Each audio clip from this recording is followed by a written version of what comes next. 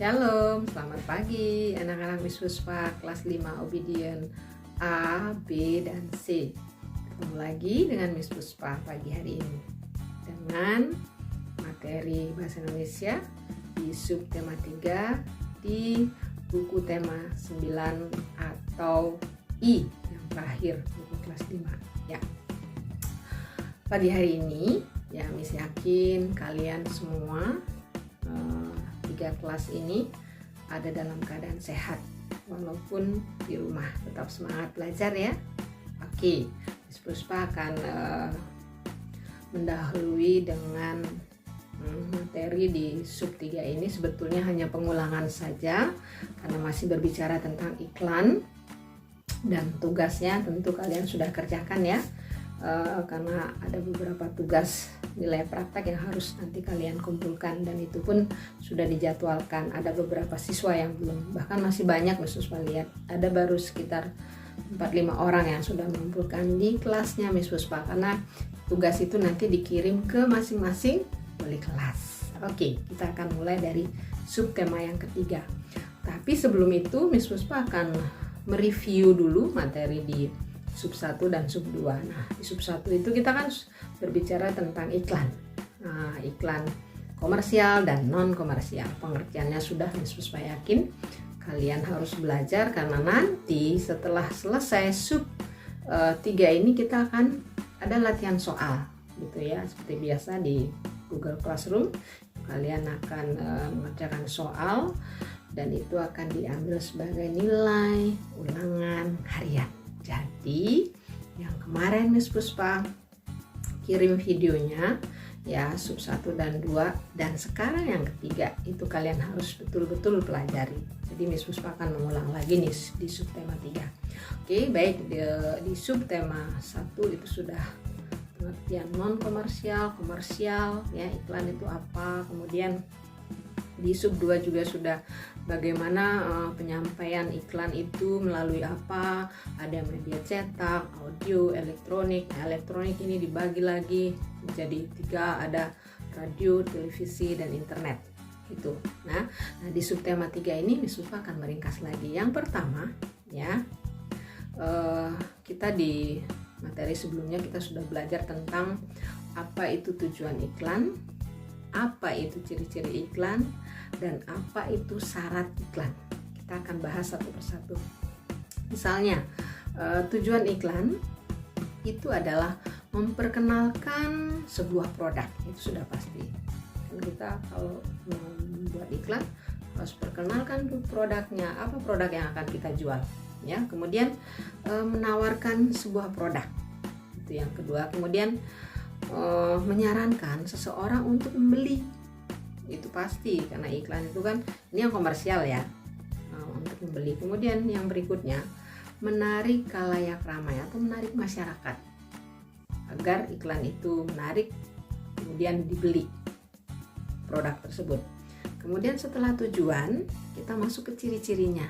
Apa saja nih ciri-ciri iklan tersebut? Yang pertama itu informatif, kemudian komunikatif, kemudian bahasanya singkat dan padat tentu saja ya. Kemudian yang terakhir menarik, itu sudah pasti. Kalau iklan nggak menarik nanti nggak ada yang beli. Nah, oke.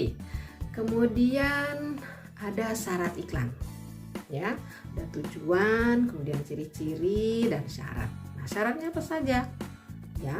Ini berdasarkan isinya ya. Syaratnya itu sebuah iklan berdasarkan isinya itu harus jujur dan objektif. Itu sudah pasti jujur ya, nggak boleh bohong. Kemudian singkat, jelas, dan mudah dipahami khalayak ramai atau masyarakat banyakan gitu ya. Kemudian tidak menyinggung pihak lain, nggak boleh menyinggung orang lain ya, itu iklan, syarat iklan. Kemudian menarik dan dapat diterima khalayak ramai lagi atau orang banyak, diterima oleh orang banyak. Nah, itulah tujuan, ciri-ciri, dan syarat sebuah iklan. Berikutnya misalkan bahas syarat-syarat iklan berdasarkan bahasanya ini harus juga perlu diperhatikan ya. Yang pertama, menggunakan kata dan kalimat yang mudah dipahami banyak orang. Itu sudah pasti. Kalau bahasanya sulit, kemudian bertele-tele atau bahasa kerennya jelimet gitu, orang tidak akan menarik gitu ya. Kemudian menggunakan kalimat yang memikat dan memiliki daya sugesti.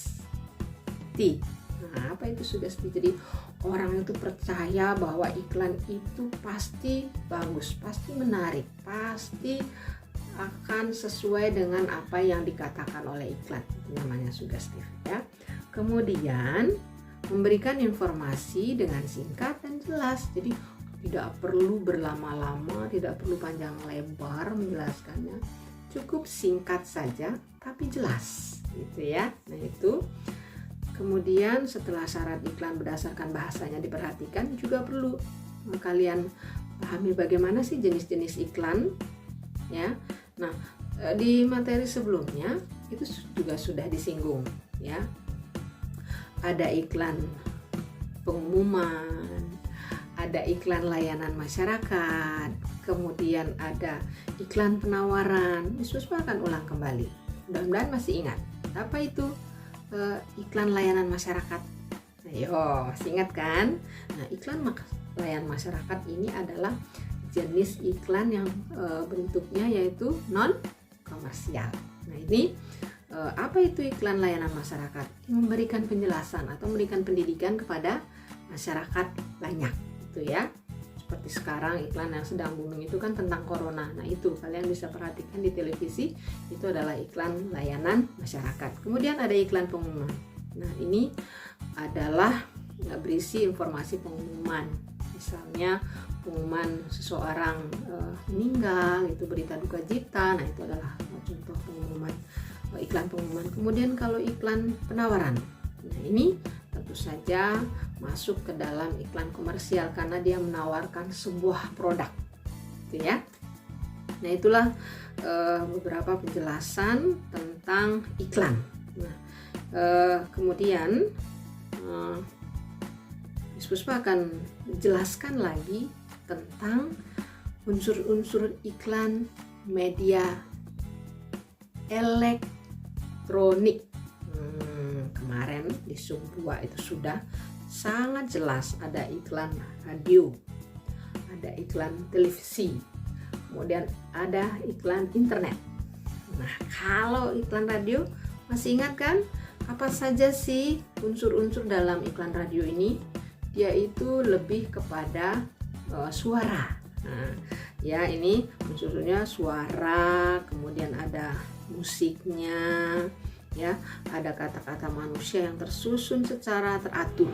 Nah, itu dia kalau di radio, ya itu iklan radio, media elektronik. Kemudian televisi. Nah, televisi, nah program kalian belajar kemarin ditambah lagi, jadi ada program kalian di samping menonton acara program TVRI, belajar bersama TVRI lewat televisi. Nah, di sini kelebihannya ya, unsur-unsur ada suara, ada gambar, ada tulisan dan juga gerak gitu ya. Nah, kemudian ada iklan internet. Nah, ini media elektronik internet. Nah, ini juga unsurnya agak sedikit berbeda, memiliki gambar juga, memiliki tulisan juga, ada yang memiliki tulisan, gambar, gerak dan suara gitu. Nah, ini bisa ada tugas yang harus kalian kerjakan di halaman misalnya di halaman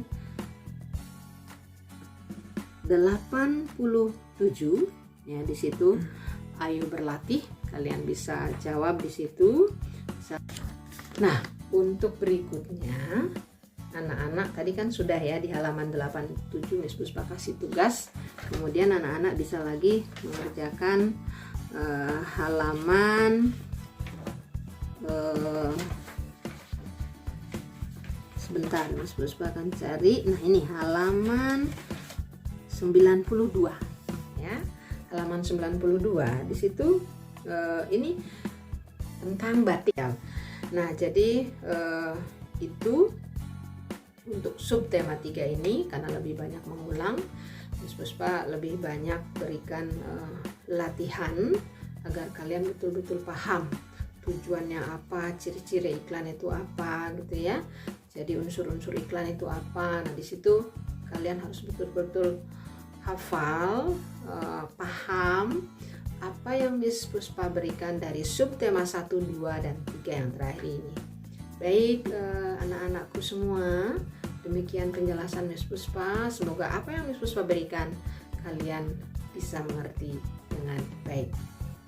Ya, sampai jumpa di materi berikutnya. Tuhan Yesus memberkati. Bye bye.